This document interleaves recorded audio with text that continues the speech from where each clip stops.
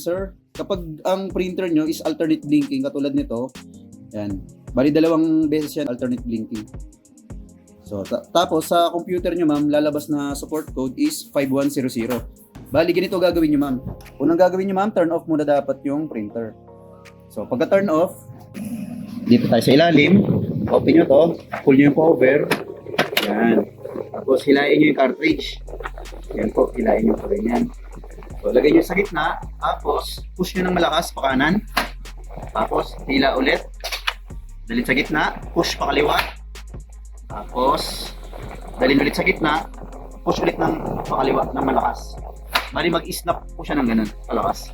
Then close, tapos tingnan natin kung mag-error pa din, turn on. Ayan, normal yung ganyan siya na parang mag-iingay ng ganyan. So, lalabas na bond paper din. Meaning yan po, ma'am, okay na yung printer.